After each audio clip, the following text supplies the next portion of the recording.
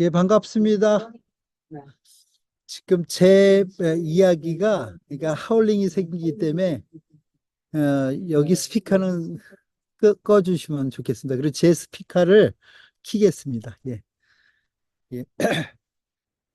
어, 오늘 오프라인으로 이렇게 예배를 드리는데, 이제 온라인에서 예배 함께 하시는 분들은 되게 부러울 것 같다는 생각이, 이 보니까 막 이게 불도 이렇게 번쩍번쩍거리고 그러니까 마치 어디 야외 카페에 온 것 같이 느껴지는 우리 김영란 권사님의 집입니다. 오늘 너무 많은 것들로 섬겨주시고 또 그래서 너무 감사한데 우리 뭐 이런 적이 없었지만 오늘 한번 그런 거 한번 하죠. 우리 오늘 우리를 섬겨주신 우리 김영란 권사님 우리 박수로 감사를 표시합시다. 우리가 뭐 감사할 게 이것밖에 없습니다. 예. 그리고 오늘 박수를 치셨는데 오늘 밥을 못 드신 분들은요. 나중에 따로 여기 용문 꼭 오셔서 식사하시기 바라겠습니다. 예. 저는 제 설교의 순서가 될 때마다 리멤버란 제목으로 말씀을 전하고 있는데 오늘은 아브라함 이름을 주시고 언약을 세우사라는 제목으로 여러분과 함께 말씀을 나누고자 합니다. 여러분 오늘 우리가 읽었던 말씀의 내용을 보면 느헤미야의 말씀을 제가 보았습니다. 그런데 여러분 이 느헤미야 말씀이 이렇게 표시되는데 7절을 보면 주는 하나님 여호와시라 옛적에 아브람입니다. 아브람을 택하시고 하나님이 아브람을 택하신 것입니다. 그리고 갈대아 우르에서 인도하여 내시고 아브람이라는 이름을 주시고 그의 마음에 그의 마음이 주 앞에서 충성됨을 보시고 그와 더불어 언약을 세우사 가나안 족속, 헷 족속, 아모리 족속, 브리스 족속과 여부스 족속, 기르가스 족속의 땅을 그의 씨에게 주리라 하시더니 그 말씀대로 이루셨사오매 주는 의롭우십니다 하고 느헤미야 선지자가 고백합니다. 그러면 여러분 아브라함이란 사람하고 느헤미야란 사람은 약간의 시차가 있죠. 아브라함은 하나님께서 첫 번째 택하신 이스라엘의 족장 중에서도 첫 번째 인물입니다. 그런가 하면 느헤미야는 어떤 사람이냐면 여러분 이스라엘 백성이 BC 700여 년경에 그 포로 생활을 하게 됩니다. 바벨론의 포로 생활을 하게 됩니다. 이 바벨론 포로 생활을 하면서 70년이라는 시간을 보내요. 그 70년 후에 이스라엘 백성들이 다시 여러분 우리가 지난 시간에 제가 말씀드렸듯이 이 애굽했던 자들이 출애굽하는 것 같이 그 이후에 이스라엘 백성이 하나님 앞에 범죄하여서 바벨론에 입 바벨론 했다가 바벨론으로 포로로 잡혀갔다가 다시 바벨론에서 가나안으로 돌아오던 시기에 사역했던 사람이 바로 이 느헤미야라는 선지자예요.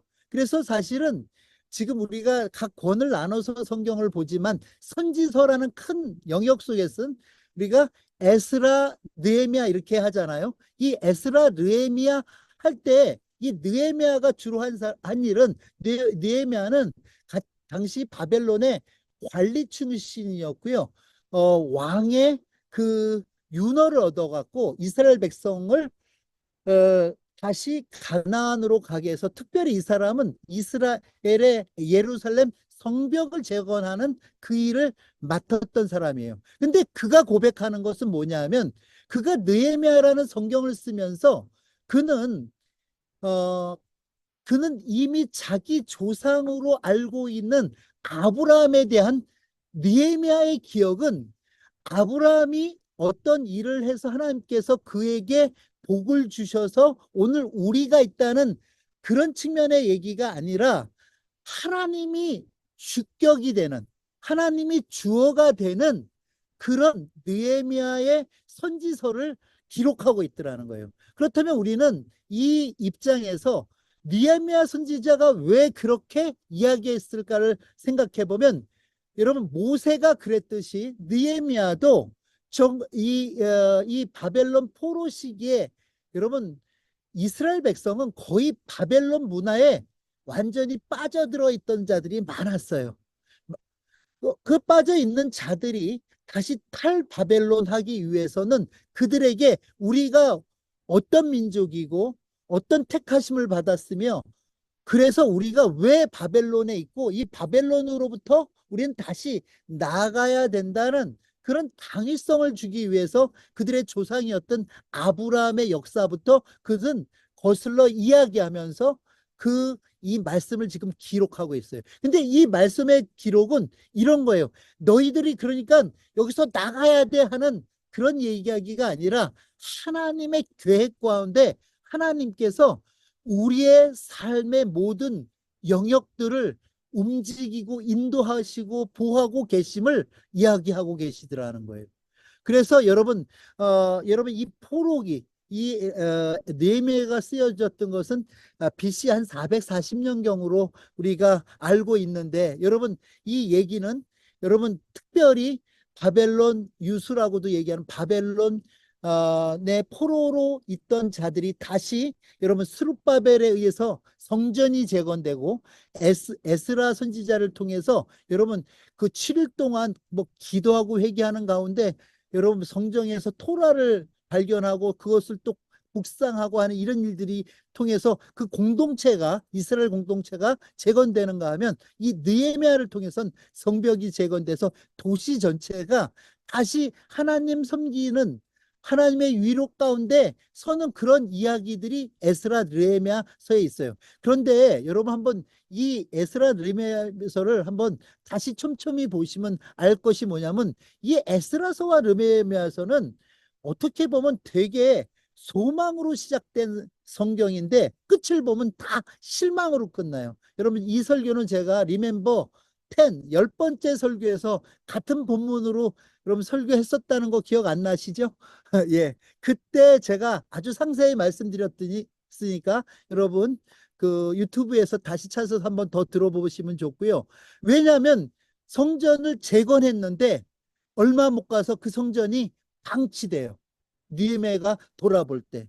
여러분 그들이 율법을 다시 제정하고 그 말씀을 따라 살겠다고 결심했는데, 여러분 그 안식일이 지켜지지 않아요. 그런가 하면 예루살렘 성벽 그에서는 장사하고 마땅히 성전에서 하지 않아야 되는 일, 이방 결혼부터 시작해서 많은 일들이 그대로 회파되는 거예요. 어찌 보면 예루살렘이 회복되고 그들 가운데선 큰 소망이 생겼는지 모르지만, 인간이 그 안에서 꺼내놓는 일은 그리 선한 일을 꺼내놓지 못했더라는 거예요. 그러면서 여러분 다시 느헤미야는 떠올리는 게 에스겔 선지자와 하였던, 또 이사야 선지자와 하셨던, 또 그의 에레미야 선지자와 하셨던 그 약속들을 기억하며, 하나님께서 요구하시는 것은 그 외형적인 예루살렘 성전과 성벽과 또 그들이 그동안 신봉하였던 율법의 회복이 아니라, 하나님 백성의 새로운 마음, 새로운 영이 부어지기를 간구하면서 이 말씀이 진행되더라 하는 것입니다. 그런데 이 느헤미야가 기억하는 아브라함, 왜 아브라함을 굳이 기억하고 그 백성들에게 이야기했냐면, 그 아브라함이 우리의 믿음의 조상이고 그가 뛰어나고 훌륭했기 때문에 하나님을 그를 갈대아 우르에서 건져내신 것이 아니라, 그와 무관하게 하나님은 그를 택하시고 인도하여 내시고 이름을 주실 뿐만 아니라 언약을 세우셔서 그 말씀을 이루셨다. 그래서 아브라함이 의롭습니다 하는 얘기를 이 말씀들을 통해서 하더라 하는 것입니다. 오늘 저희는 순서대로 본다면, 지난 시간에 제가 창세기 15장을 설교하고요, 16장을 뛰어넘고 17장으로 옵니다. 왜 그런가 하면, 하나님은요 15장에서 아브라함에게 이런 약속을 했어요. 자손과 씨와 땅에 대한 이야기를 했어요. 왜냐하면 이 이스라엘이 국가가 되기 위해선 국가의 3요소인 영토와 국민과 주권, 하나님이 다스리는 나라는 주권자는 하나님이시기에 우리 인간인 우리를 백성 삼으심과 또 우리가 거할 처소, 땅을 주시겠다는 약속이었어요. 그런데 아브라함이요, 그 하나님의 약속의 말씀을 듣고 들을 뿐만 아니라 여러분, 동물을 가져다가 하나님 앞에서 언약의 제사까지 드렸음에도 불구하고 아브라함이 생각할 수 있는 범주는 무엇이었냐면, 내가 내 집에서 길리운 저 엘리에셀입니까 하는 거예요. 여러분, 우리가 그런 신앙생활 하지 않습니까? 저는요, 여러분들에게 꿈을 크게 가지세요 하는 이야기를 하는 게 아닙니다. 보이즈비 MBC를 봐야 된다. 남자들은 MBC를, 소년들은 MBC를 보자. 뭐 이런 얘기가 아니라, 여러분, 우리가 야망을 가지라 이런 얘기가 아니라, 우리 하나님을 믿는 백성이라는 것은 하나님의 말씀을 믿는 게, 우리가 하나님의 언약을 믿는 게 우리 하나님 믿는 백성의 아이덴티. 그래서 여러분 15장에 아브라함이 그를 믿으니 그것을 의로 여겼더라. 우리의 의는 우리가 행한 어떤 도덕 윤리적인 행에서 온 것이 아니라 하나님이 행하신 일, 하나님이 행하시고 있는 일, 앞으로 행하신 일에 대한 기대, 그것을 믿는 것이 우리의 의인 줄 여러분 믿으시기를 바랍니다.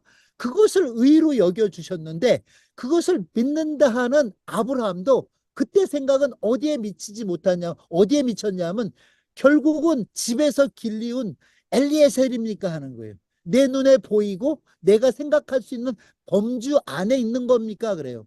그러나 제가 선교사로서 또 신앙인으로 살아가면서 딸마다 느끼는 건 있는 것은 뭐냐면, 하나님은 내 생각 가운데 있는 분이 아니에요.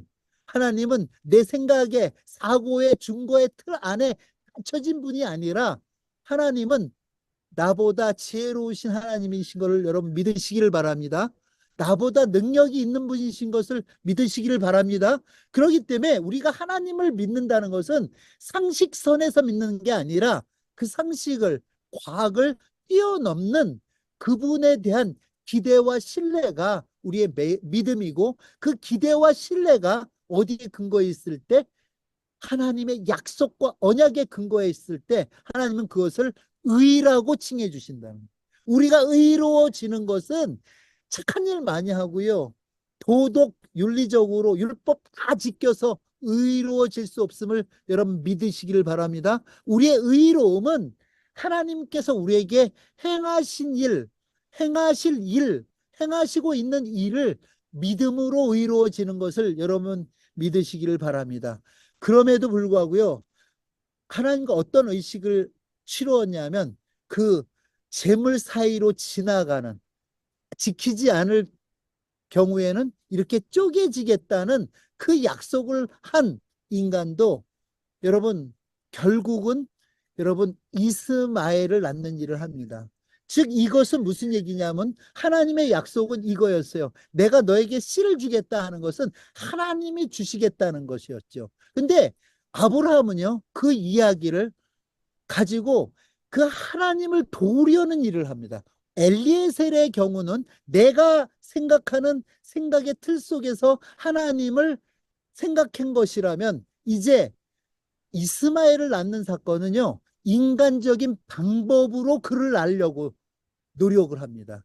하갈에게 들어가서 하갈을 통해서 누굴 낳냐 하면 이스마엘을 낳습니다. 이 얘기를 우리는 종래에 그냥 아내 말 들으면 안 된다, 아내 말 들으면 죄 짓는다, 뭐 야, 아담이 그랬고 아브라함이 그랬지 않냐, 뭐 이런 얘기를 하자는 게 아니라, 이것은 하나님의 약속을 인간의 방법으로 이루려고 하는 것에 대한 지적이라는 것을 여러분 기억하시기를 바랍니다. 하나님의 약속은요, 하나님이 이루십니다. 하나님의 언약의 주체는 인간이 아니라 하나님이에요. 하나님이 이루실 일을 인간이 행하려고 할 때 그것을 성경은 범죄라고 얘기한다는 거예요. 우리가 스스로 의로워질 수 없는데 우리의 노력으로 의로워지려고 할 때 그것을 죄라고 성경은 얘기한다는 거예요. 그러니까 여러분, 의로워져라 이런 얘기는 여러분들이 도덕 윤리적으로 깨끗하게 살아라가 아니라 하나님의 말씀 앞에 서라 이런 얘기예요. 오늘 창세기 17장에 하나님이 아브라함에게 나타나시는데요. 얼마 만에 나타나시는 줄 알아요? 13년 만에 나타나셔요. 우리 창세기 17장 1절을 좀 읽어주시기 바랍니다. 아브라함이 99세 여호와께서 아브라함에게 나타나서 그에게 이르시되 나는 전능한 하나님이라 너는 내 앞에서 행하여 완전하라. 예, 여기에 보면요. 99세에 나타났는데 이 이전 여러분 16장의 마지막 절에 몇 세에 나타났었게요? 그러면 99에서 13을 빼면 몇 세요? 예? 86세에 나타나요. 그러니까 한 장의 차이가 13년인 성경이에요. 한 장의 차이가. 13년 동안 하나님은 침묵하십니다. 이 하나님의 침묵은 어찌 보면 하나님의 기다림은 인간 스스로 행할 수 있는 그 어떤 여지도 남겨주지 않는 기다림이었고, 아브라함은 그 13년 동안 하나님의 침묵을 통해서 죽음을 경험합니다. 이전에는 날마다 동행하셨던 하나님이 이제 나타나시지 않는 그 일이 그에겐 죽음이었죠. 그 13년간의 침묵 끝에 하나님께서 다시 나타나서 다시 언약을 하시는 그 내용이 뭐냐면 나는 전능하신 하나님이라. 여러분, 하나님은요 자기를 엘로힘이라고 이야기하시는데 여기서 뭐라고 표현하시면 엘샤다이 이렇게 얘기합니다. 나는 이루지 못하는 일이 없는 그런 하나님이라고 자기 자신을 소개하신다는 거예요. 그렇게 소개하신 하나님은 뭐라고 얘기하면 나는 전능한 하나님이라 너는 여기서 아브라함이죠. 내 앞에서 행하여 완전하라. 이 얘기도 우리가 어떻게 받아야 되나 하면 하나님께서 우리에게 요구하시는 것은 너 행하라. walk before me 이렇게 해요.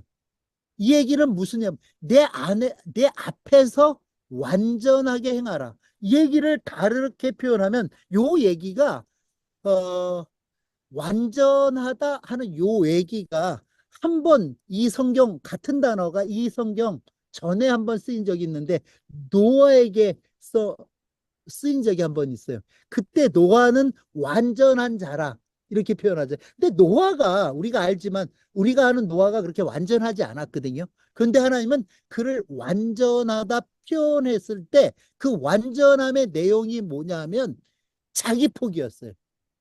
자기를 작은 자, 아니, 자기의 존재, 근거에 대해서 죽고 하나님의 말씀에 순종한 노아를 완전하다고 표현했어요. 그러니까 여기서 얘기하는 하나님께서 나는 모든 것을 다 할 수 있어. 아까 우리가 고백했듯이 하나님은 저보다 능력이 있습니다. 하나님은 저보다 지혜가 있습니다. 하는 그 고백 앞에서 하나님 앞에서 우리는 나는 그 하나님의 도움으로만 살 수 있는 자입니다. 그 표현을 하는 것을 성경에서 완전하다고 얘기합니다. 너는 완전히 행하라. 너 쓸데없는 짓 하지 말라가 하는 일을 네 힘을 빼라. 너는 죽어라 이런 얘기죠. 네가 죽었음을 고백해라 이렇게 얘기해요. 이 말씀 속에서 여러분 이 말씀 속에서 하나님께서 아브라함에게 요구하시는 것은요. 하나님의 말씀에 대한 언약에 대한 믿음이지 그의 행함이 아니었다. 여러분 저를 한번 따라 하시겠습니다. 신앙이란 내가 가진 것으로 조금 더 큰 소리로 해요. 하나님을 섬기는 것이 아니라 아닙니다. 하나님의 방법으로 세상을 사는 것이다. 하나님이 지금 요구하는 것은요. 하나님의 방법으로 살아라지 너희들이 가진 것으로 나를 좀 섬겨달라는 얘기가 아니에요. 이거는 이방 군상들이 이방 신상들이 인간들에게 요구했던 거고, 하나님은 하나님으로 우리를 섬겨주셨어요. 너의 방패가 되고 상급이 됐대. 이 상급이란 표현이 제가 지난 시간에 노획물이라고 표현했죠. 내가 너의 노획물이 될 거야 얘기해 주셨다는 거죠.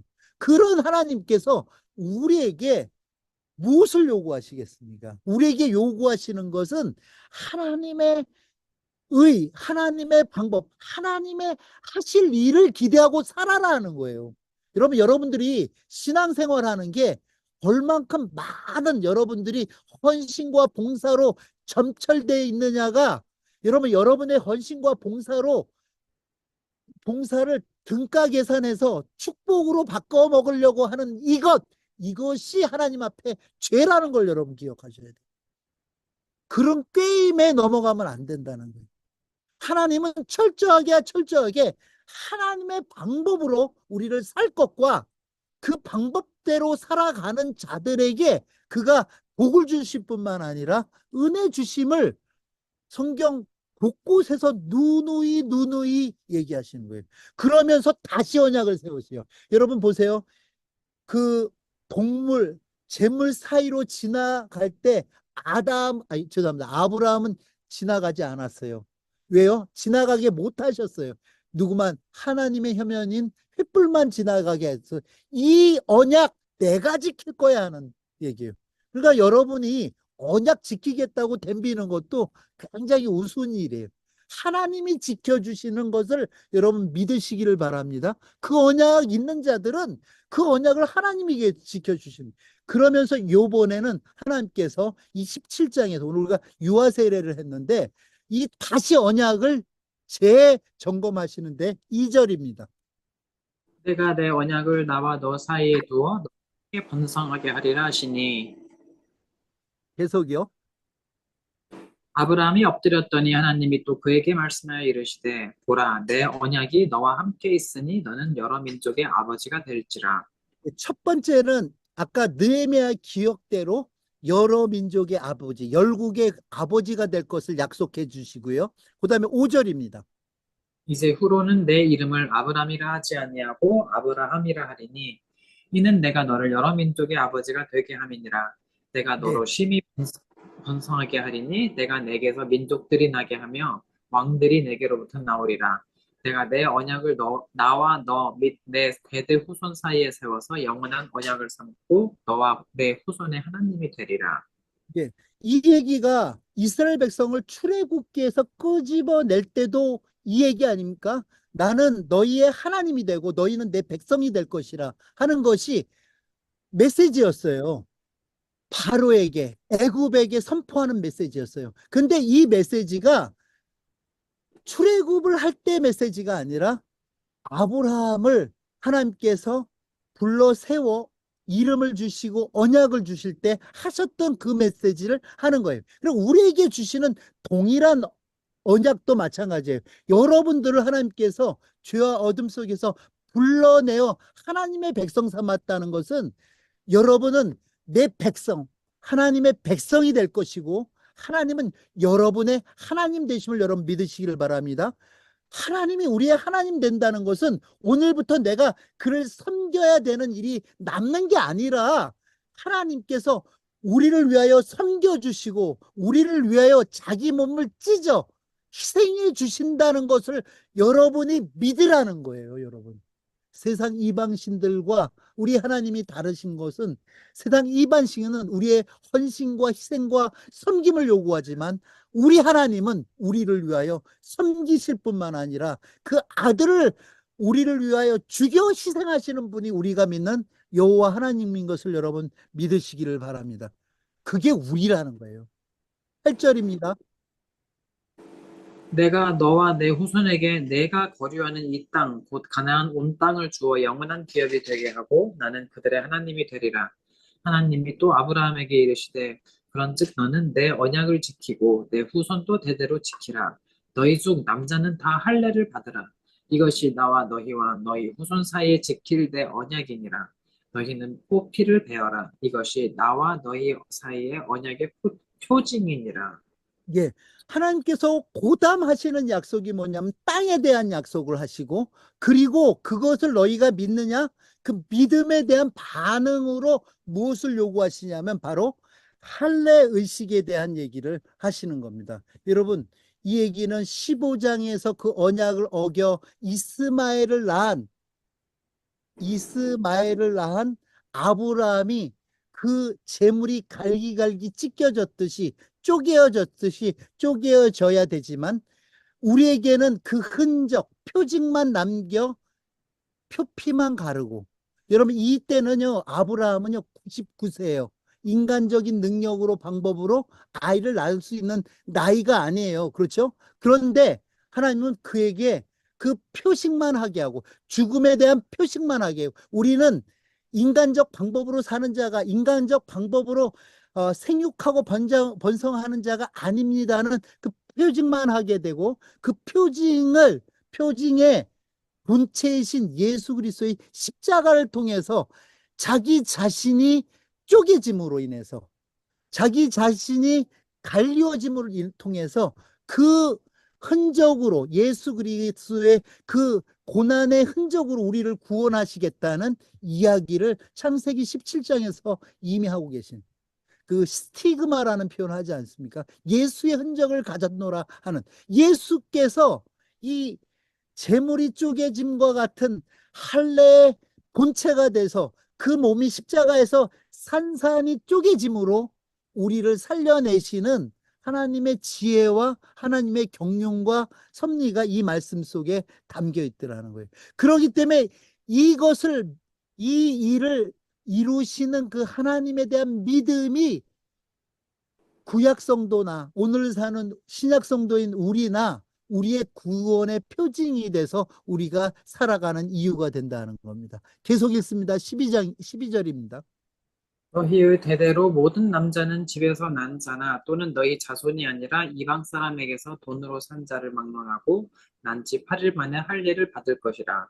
너희 집에서 난 자든지 너희 돈으로 산 자든지 할례를 받아야 하리니 이에 내 언약이 너희 살에 있어 영원한 언약이 되려니와 할례를 받지 아니한 남자 곧 그 포피를 베지 아니한 자는 백성 중에서 끊어지리니 그가 내 언약을 배반하였음이니라. 예, 이 할례에 대한 것, 여러분 우리가 바울 서신을 보거나 우리가 사도행전을 보면 이 할례 문제가 유대인들에게 계속 문제가 됐어요. 그런가 하면 우리가 아는 루터와 찌빙글리도 이 부분에서 부딪혔어요. 사실 그런데 찌빙글리의 그 후예였던 블링거가 사실 우리가 지금 가지고 있는 이 할례와 유아 세례와의 관계성에 대한 정리를 함으로 인해서 우리가 이제 이 할례가 어떤 할례인가에 대한 그 이야기를 정리하게 됐습니다. 여러분 그 할례의 뜻이 무엇이겠습니까? 남자의 표피의 끝을 베는 그런 행위이지 않습니까? 저는 이스라엘을 방문했을 때 우연치 않게 제가 성전을 방문했다가 그 할례 의식하는 걸 봤어요. 와, 그 가까이서 막 동영상까지 찍으면서 보는데 와, 이거 쉽지 않은 일이에요.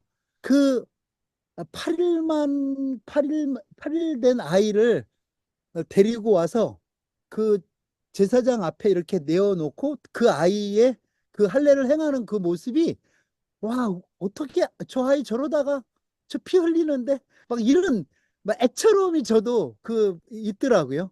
근데 이스라엘 백성은 그 일을 다 해요. 그런데 이것이 뭐냐면 그것을 증표로 삼은 거예요.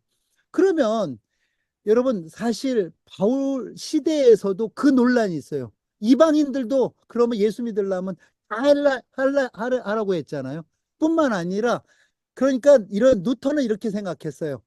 그것은 유대인들에게만 주신 것이 우리 이방인들에게는 관계없다. 또 그런가 하면 찌빙글리나 블링거는 뭐라 그랬냐면 아니다. 그거는 모든 오고 가는 인류에게 다 주신 언약의 표징이다 하면서, 찌빙글리가 어떤 말씀을 근거로 그렇게 이야기했냐면 이 바울이 기록한 골로새서 2장 11절에서 15절의 말씀을 근거로 이런 말씀을 합니다. 제가 이 또 말씀으로 오늘 설교에 결론을 지고자 합니다. 또 그 안에서 너희가 손으로 하지 아니한 할례를 받았으니 곧 육의 몸을 벗는 것이요 그리스도의 할례니라. 너희가 세례로 그리스도와 함께 장사되고 또 죽은 자들 가운데서 그를 일으키신 하나님의 역사를 믿음으로 말미암아 그 안에서 함께 일으키심을 받았느니라. 여기서 보면 그 안에서 이게 인 크리스토, 그러니까 예수 그리스도 안에서 너희가 손으로 하지 않는 할례를 받았다는. 그러니까 우리는 이미 할례 받은 자라는 거예요. 왜 우리가 할례 받았냐면 우리는 그리스도 안에 있었기 때문에 그리스도와 함께 찢겨 죽고, 아멘입니까? 그리고 그리스도와 함께 살았기 때문에 우리는 이미 할례 받은 자랍니다. 즉 육의 몸을 벗는 것이고 그것이 바로 그리스도의 할례였다고 얘기합니다. 우리가 하나의 예수 그리스도의 이름으로 세례를 받고 오늘 우리가 두 아이에게 세례를 베풀었는데 그리스도와 함께 장사되고 또 죽은 자들 가운데서 그를 일으키신, 그가 누구입니까? 예수를 일으키신 하나님의 역사를 무엇으로요? 믿음으로 말미암아. 여러분 믿습니까? 그 믿음으로 말미암아 그 안에서, 예수 안에서 우리는 이미 함께 일으키심을 받았는지를 여러분 믿으시기를 바랍니다. 계속 이어집니다. 13절, 14절, 15절입니다.